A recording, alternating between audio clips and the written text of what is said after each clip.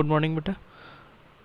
बेटा सॉल्यूशन लेकर के एनसीईआरटी चैप्टर 1 क्लास 10th, ठीक है, साइंस। हाँ, ये एक्सरसाइज के क्वेश्चंस लेकर के हम लोग आए हैं यहाँ पर। ठीक है, अब देखते हैं आज एक्सरसाइज के क्वेश्चंस करने हैं हम लोगों को।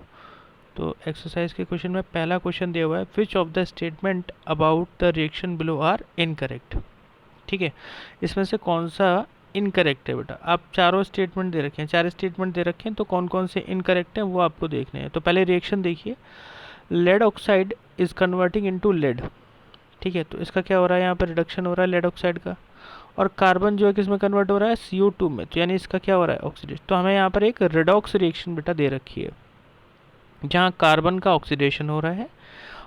ध्यान से सुनिएगा, कार्बन का ऑक्सीडेशन हो रहा है और लेड ऑक्साइड का रिडक्शन हो रहा है। ठीक है, तो देख लीजिए इसमें से कौन कौन से इनकरेक्ट हैं, आपको इनकरेक्ट चूज़ करना है, गलत जो है। तो लेड इज़ गेटिंग रिड्यूस्ड, नहीं, लेड जो है वो रिड्यूस, ये तो बिल्कुल गलत दे रखा है, क्योंकि लेड ऑक्साइड रिड्यूस हो रहा है, लेड इज़ गेटिंग रिड्यूस, तो ये गलत हो गया। Carbon dioxide is getting oxidise, ये भी गलत है। कार्बन ऑक्सीडाइज हो रहा है, तो ये भी गलत हो गया। ये सही है, कार्बन इज़ गेटिंग ऑक्सीडाइज्ड, बिल्कुल। Lead oxide is getting reduced, बिल्कुल। ठीक है, तो ये दोनों सही हैं, लेकिन हमें गलत चूज़ करने हैं आंसर के अंदर, तो फर्स्ट एंड सेकंड गलत है, यानी ए ऑप्शन हमारा सही होना चाहिए।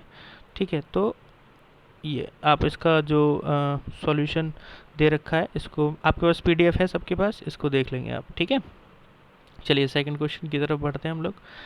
बेटा यहाँ भी एक रिएक्शन आपको दे रखी है, आपसे पूछा है इसमें ये कौन सा एग्जाम्पल है, यानी कि कौन सी रिएक्शन का एग्जाम्पल आपको यहाँ पे दिखा रखा है, ये पूछा गया है आपसे। तो ये भी एक रिडॉक्सी रिएक्शन मुझे दिखाई दे रही है, क्योंकि यहाँ आयरन जो ये है, ये इसका तो रिडक्शन हो रहा है ना, और एल्यूमिनियम का क्या हो रहा है, ऑक्सीडेशन हो रहा है। तो ये भी रिडॉक्स है, लेकिन यहाँ रिडॉक्स कहीं भी हमारे इसमें ऑप्शंस में नहीं है, तो हमें इन चारों ऑप्शंस में से देखना है। तो यहाँ पे आप देख सकते हैं कि एल्यूमिनियम ने आयरन के कंपाउंड में से आयरन को डिस्प्लेस कर दिया और आयरन की जगह खुद ले ली, है ना, तो ये डिस्प्लेसमेंट रिएक्शन होनी चाहिए। ठीक है, तो डिस्प्लेसमेंट रिएक्शन करेक्ट आंसर हो गया बेटा। ठीक है, समझ में आई ना आपने को, क्योंकि देखिए ये फेरिक ऑक्साइड था, लेकिन एल्यूमिनियम ने क्या किया, एल्यूमिनियम ने वहाँ से आयरन को बाहर निकाल दिया और उसकी जगह खुद आ गया। ठीक है, तो ये डिस्प्लेस कर दिया इसने आयरन को, क्योंकि ज़्यादा रिएक्टिव है इससे, इसीलिए हम इस रिएक्शन को डिस्प्लेसमेंट रिएक्शन की कैटेगरी के अंदर रखेंगे। ठीक है बेटा, नेक्स्ट देखिए आप लोग, थर्ड है, what happens when dilute hydrochloric acid is added to iron filings. देख लेते हैं ज़रा, आयरन फिलिंग्स Fe फॉर्मूला रहेगा, और डाइल्यूट हाइड्रोक्लोरिक एसिड यानी HCl। ठीक है, और ब्रैकेट में डाइल्यूट लिख देते हैं अपन लोग। ठीक, इसको आप जब रिएक्शन कराएंगे तो आपको पता है कि FeCl2 बनेगा, क्योंकि आयरन की वैलेंसी जो स्टैंडर्ड हम लेते हैं वो 2 लेते हैं। ठीक, तो FeCl2 बनेगा और साथ में एक हाइड्रोजन गैस भी निकलेगी। आप कहेंगे सर बैलेंस कर दीजिए, ये लीजिए बैलेंस हो गया। ठीक है, तो यहाँ पर इस रिएक्शन में आपने देखा कि आयरन जो है वो क्लोरीन के साथ मिलके क्या बना रहा है, आयरन क्लोराइड बना रहा है, और हाइड्रोजन गैस रिवील। अब देख लीजिए कौन सा ऑप्शन सही है, hydrogen gas and iron chloride, ये सही है, तो यानी कि ये इसका सॉल्यूशन हो गया। और नीचे आपको बेटा रिएक्शन भी यहाँ दिखा रखी है, देखिए आप। ठीक है, देख लीजिएगा। फोर्थ क्वेश्चन है, what is a balanced chemical equation, why should chemical equations be balanced. पहला क्वेश्चन है कि बैलेंस केमिकल इक्वेशन किसे बोलते हैं, और दूसरा है बेटा कि केमिकल इक्वेशंस को बैलेंस क्यों करना चाहिए, है ना, क्यों ज़रूरी है करना। ठीक है, तो सॉल्यूशन आपको देखिए क्या लिखा हुआ है, आप पढ़ लेंगे एक बार, मैं आपको बता देता हूँ ओरली, आप इसको तो पढ़ते रहना, है ना, आपको शॉर्ट में बता देता हूँ बेटा। बैलेंस्ड केमिकल इक्वेशन वो इक्वेशंस हैं जहाँ हर एलिमेंट के जो एटम्स हैं रिएक्टेंट में और प्रोडक्ट में बराबर हों। ठीक है, एक बार और रिकॉल करिए, रिएक्टेंट साइड और प्रोडक्ट साइड के अंदर जो नंबर ऑफ एटम्स हैं हर एलिमेंट के वो बराबर होने चाहिए, उसे हम बैलेंस्ड केमिकल इक्वेशन बोलते हैं। RHS is equals to LHS। और क्यों करनी चाहिए केमिकल इक्वेशंस को बैलेंस, क्यों करना चाहिए, उसका रीज़न है बेटे, क्योंकि law of mass of conservation जो है, law of conservation of mass जो है, सॉरी, वो अनबैलेंस रिएक्शंस में फॉलो नहीं होता।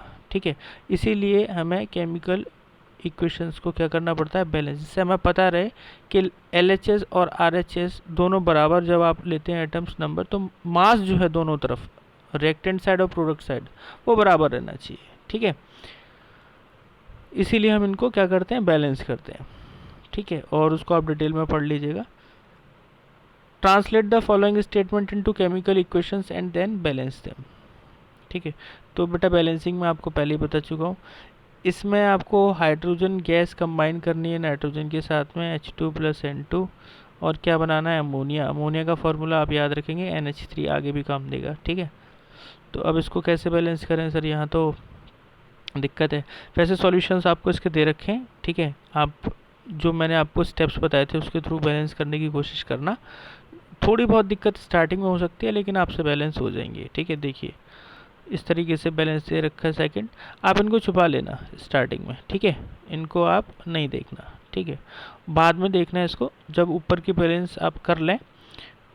सॉल्यूशंस हमेशा बाद में देखने चाहिए बेटा, पहले क्वेश्चन पढ़ो, एक कॉपी लीजिए और खुद इनको करने की कोशिश कीजिए। अब हाइड्रोजन सल्फाइड गैस है, आपको ये नहीं पता होगा कि हाइड्रोजन सल्फाइड का फॉर्मूला क्या है, तो H2S ये फार्मूला है। मैं बता देता हूँ, चलो आपकी थोड़ी थोड़ी हेल्प कर देता हूँ। सॉल्यूशंस बाद में देखना आप।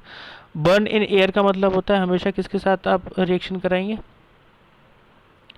ऑक्सीजन के साथ।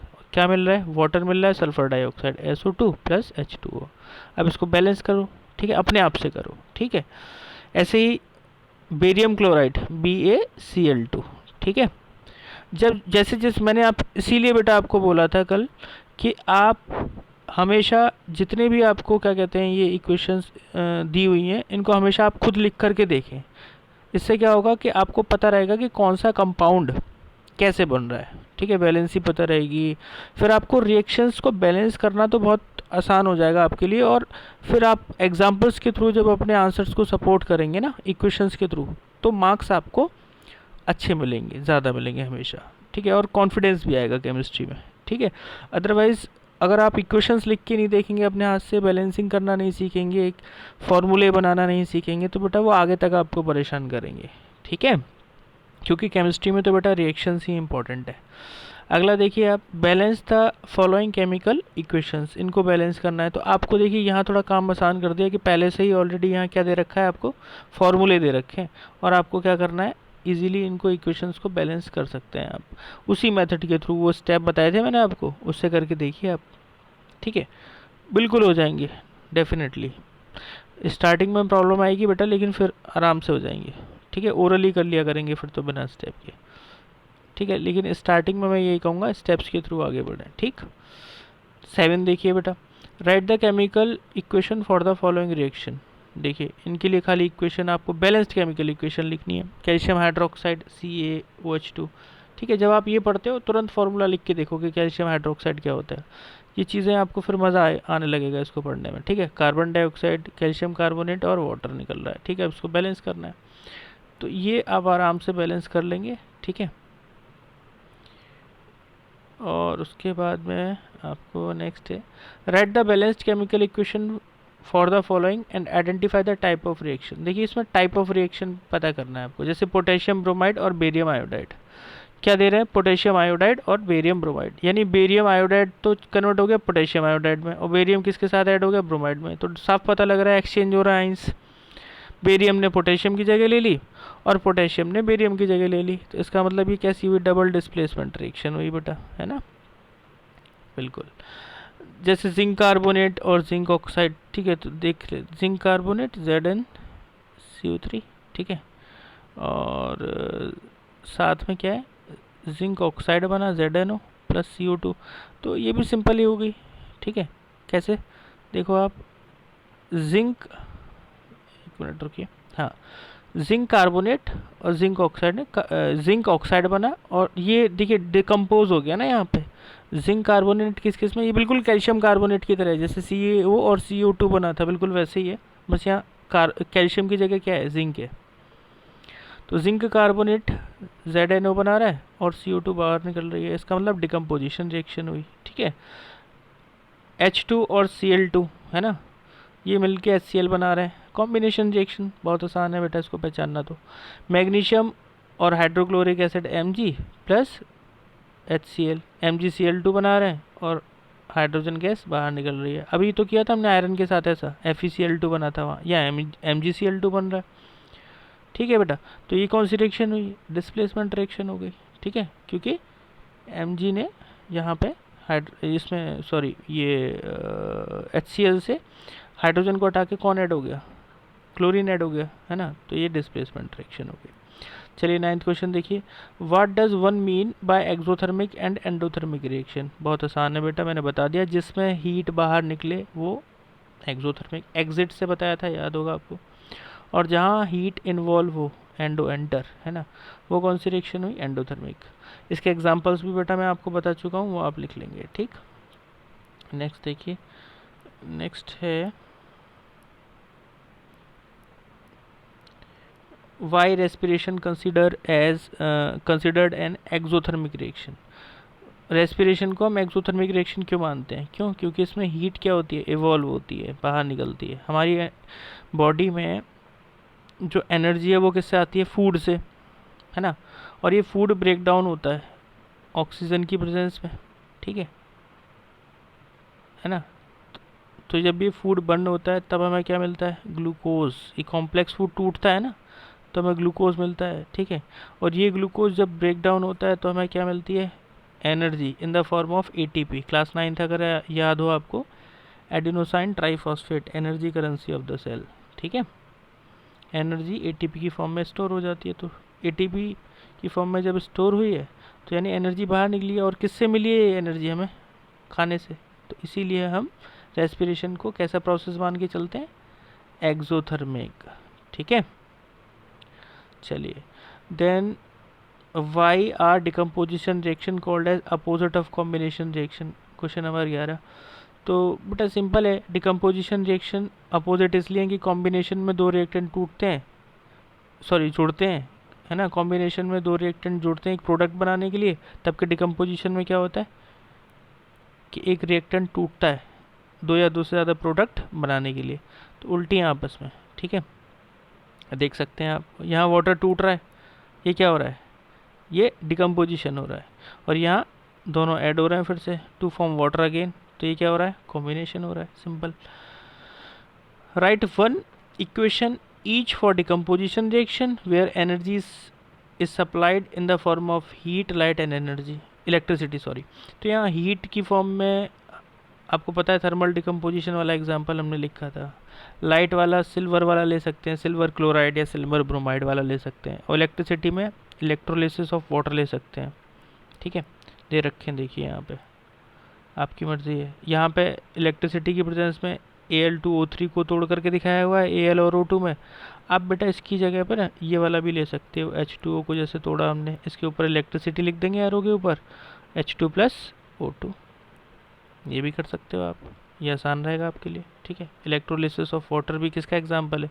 डिकम्पोजिशन बाई इलेक्ट्रिसिटी का एग्जाम्पल है। ठीक है, 13 क्वेश्चन देखिए, what is the difference between displacement and double displacement? अरे ये तो बहुत आसान दे दिया। डिस्प्लेसमेंट में क्या होता है कि मोर रिएक्टिव एलिमेंट रिप्लेस करता है लेस रिएक्टिव, तब के डबल डिस्प्लेसमेंट में ऐसा नहीं है। डबल डिस्प्लेसमेंट में मैंने बताया दोनों जगह एक्सचेंज होता है, किसका? आइंस का। ये एग्जांपल देखिए, यहाँ सोडियम ने बेरियम की जगह ले ली, बेरियम ने सोडियम की, तो बेरियम सल्फेट बन गया और सोडियम क्लोराइड। ठीक है, in the refining of silver the recovery of silver from silver nitrate solution involve displacement bye copper metal, write down the reaction. तो बेटा ये आपको डिस्प्लेसमेंट रिएक्शन दिखानी है इसमें, ये आसान है, देख लीजिएगा। What do you mean by precipitation reaction? हाँ ये इंपॉर्टेंट है। प्रेसिपिटेशन रिएक्शन जिसमें इनसॉल्युबल सॉलिड कंपाउंड्स बनते हैं रिएक्शन की ड्यूरिंग। ठीक है, इसे क्या बोलते हैं हम? Precipitation reaction. और जो इनसॉल्युबल सॉलिड कंपाउंड बनेगा जो कि इनसॉल्युबल है, उसे क्या बोलते हो आप? प्रेसिपिटेट। ठीक है, जैसे फॉर एग्जांपल आप ले सकते हैं ये Na2CO3, ठीक है, सोडियम कार्बोनेट और कैल्शियम क्लोराइड। इसमें क्या होगा कि जब इस तरीके की रिएक्शन होगी कैल्शियम क्लोराइड के साथ में, तो आप देख रहे हैं कि बेटा ये डबल डिस्प्लेसमेंट का एग्जांपल दे रखा है आपको। यहाँ इस रिएक्शन में जो सोडियम है वो कैल्शियम की जगह ले रहा है और कैल्शियम सोडियम की। तो जब कैल्शियम सोडियम की जगह लेगा तो बनाएगा कैल्शियम कार्बोनेट। और मैंने बताया था कैल्शियम कार्बोनेट वाइट कलर का क्या होता है? PPT होता है, प्रेसिपिटेट होता है। तो यहाँ पे ये प्रेसिपिटेट बन के नीचे जमा हो जाएगा और सोडियम क्लोराइड, ठीक है, सॉल्युबल हो जाएगा, ये इनसॉल्युबल हो जाएगा। तो किसका प्रेसिपिटेट बना? कैल्शियम क्लोराइड का। तो ये प्रेसिपिटेट हो गया और इस तरीके की रिएक्शन क्या कहलाएगी? Precipitation reaction. एक और एग्जांपल दे रखा है आपको सोडियम सल्फेट का और बेरियम क्लोराइड का, ऐसे भी आप देख लेना। Explain the following in terms of gain और loss of oxygen with 2 example of each. बेटा ये ऑक्सीडेशन और रिडक्शन की डेफिनेशन आपको कई बार बता दिया, जहाँ ऑक्सीजन ऐड हो रही हो, जहाँ ऑक्सीजन रिमूव हो रही हो, ठीक है। तो इसकी आप देख लेना एग्जांपल्स। देन उसके बाद में अ shiny brown coloured element x on heating in air become black in colour, name the element x and the black coloured compound form. आपसे बेटा इसमें बोला गया है कि एक शाइनी ब्राउन कलर्ड एलिमेंट है एक्स, ब्राउन कलर का एलिमेंट एक्स है जो कि शाइनी है यानी मेटल है, ऑन हीटिंग इन एयर, ये एयर में जब आप इसको हीट करोगे तो ये ब्लैक कलर का इस पर क्या जम जाता है? एक लेयर जम जाता है, ये काले कलर का बन जाता है। ये बताइए कि कौन सा एलिमेंट है और ये ब्लैक कलर की जो लेयर है इसके ऊपर किस चीज़ की बनी है? तो सिंपल है बेटा, ब्राउन कलर जो है वो कॉपर का है ना, कॉपर के तांबे का है। और जब आप तांबे को खुला भी छोड़ देंगे अगर एयर में कुछ टाइम के लिए तो ग्रीनिश कलर का, ब्लैक कलर तो नहीं लेकिन हाँ हल्का सा जो डार्क कलर है उसके ऊपर आ जाती है, उसकी जो चमक है, ठीक है, जो शाइनी कलर है वो ख़त्म हो जाता है ना। और ऐसा इसलिए होता है क्योंकि कॉपर किसके साथ में रिएक्शन कर जाता है? ऑक्सीजन के साथ में, ये जो एयर में प्रेजेंट है, और ये क्या बनाता है? CuO यानी कि कॉपर ऑक्साइड। और यही कॉपर ऑक्साइड जो है आपको कैसा दिखाई देता है? ब्लैक कलर का, ठीक है। तो ये रिएक्शन आपको यहाँ दिखा रखी है। देन अगला क्वेश्चन है बेटा, why do we apply paint on iron articles? अरे बहुत आसान बता दिया था मैंने, जंग से बचाने के लिए, क्योंकि लोहे के जितने भी सामान होते हैं उसमें जंग रहने का खतरा, लगने का खतरा होता है, इसलिए या तो पेंट लगा देते हैं, उन पर पेंट कर देते हैं, ग्रीसिंग कर देते हैं, ऑयलिंग कर देते हैं, ये सारे मेथड्स उनको रस्टिंग से बचाने के लिए हैं, या आप कह सकते हैं कोरोजन से बचाने के लिए, ठीक है बेटा, to prevent them from corrosion और रस्टिंग, ठीक है। चलिए आगे बढ़ते हैं। Oil and fat containing food items are flushed with nitrogen, why? ये भी बता चुका बेटा, जिस भी फूड कंपाउंड में ऑयल या फैट है बेटा, अगर आप उसको एयर के साथ में रिएक्ट करेंगे तो वो ऑक्सीडाइज हो जाएंगे और आपको उसमें से ख़राब स्मेल आएगी, ठीक है। खाना ख़राब हो जाता है अगर आप उसे ओपनली एयर में रख देंगे तो कुछ टाइम बाद वो ख़राब हो जाएगा। ऐसे ही हमारे जो मार्केट में चिप्स वगैरह आते हैं या बाकी के जो पैक्ड फूड आइटम आते हैं उनको हम नाइट्रोजन के साथ में क्या कर देते हैं? फ्लश कर देते हैं ऐसे फूड आइटम्स को, ताकि नाइट्रोजन जो है वो उस ऑयल के बीच में से, ऑयल ये चिप्स है मान के चलो, है ना, ये चिप्स है, ये चिप्स है। अब इस चिप्स में एयर आ सकती है अगर ये खुला है, तो इसके बीच में इसको प्रोटेक्ट करने के लिए एक नाइट्रोजन की लेयर है जो ऑक्सीजन को इससे रिएक्ट करने नहीं देगी, तो हमारा जो चिप्स है वो कैसा रहेगा? खाने लायक रहेगा, ठीक है। तो इसीलिए नाइट्रोजन भरी जाती है पैकेट में, ताकि नाइट्रोजन जब तक उसके अंदर है तो ऑक्सीजन जो है वो उसको क्या ऑक्सीडाइज नहीं कर पाएगी और हमारा खाना जो है वो खाने के लिए सही बना रहेगा, ठीक है। तो इसको आप पढ़ लेना, ठीक। Explain the following terms with 1 example of each. Corrosion आप जानते हैं, ठीक है, जंग लगना, रेंसिडिटी खाने का ख़राब होना है, मैं आपको लिखवा चुका हूँ ऑलरेडी, तो इसे मुझे डिस्कस करने की ज़रूरत नहीं है, एग्जांपल्स आप देख लेंगे। और ये भी बेटा इसमें हालांकि पूछा नहीं है क्वेश्चन में कि आप कैसे प्रिवेंट करेंगे कोरोजन और रेंसिडिटी, लेकिन आप हाँ ये क्वेश्चन भी बन सकता है कि how will you prevent the corrosion and rancidity. Corrosion को प्रिवेंट करने के तरीके मैंने बता दीजिए, ऑयलिंग, ग्रीसिंग, पेंटिंग, ये सब तरीके हैं प्रिवेंट करने के कोरोजन को, और भी आप आगे चैप्टर में पढ़ेंगे। और रेंसिडिटी, ठीक है, यानी कि खाने को सड़ने से बचाने के लिए बहुत सारे काम हम कर सकते हैं, जैसे storing food in the air tight container, खाने को एयर टाइट कंटेनर में रखें, फ्रिज में रखें, एंटीऑक्सीडेंट्स ऐड कर दें जो ऑक्सीजन को रोकें रिएक्ट करने से, या उसमें नाइट्रोजन वगैरह की जो फ्लशिंग कर देते हैं एयर पैकेट्स में वो भी कर सकते हैं, ठीक है। तो ये सारे मतलब तरीके हैं जिनसे हम रेंसिडिटी को क्या कर सकते हैं? प्रिवेंट कर सकते हैं। तो ठीक है बेटा, ये पूरे सॉल्यूशन हो गए आपकी, वीडियो थोड़ी लंबी हो गई लेकिन सारे सॉल्यूशंस आपको मिल गए। इसके अलावा आपको अगर कोई कन्फ्यूज़न है तो आप पूछिएगा, ठीक है। Okay, thank you.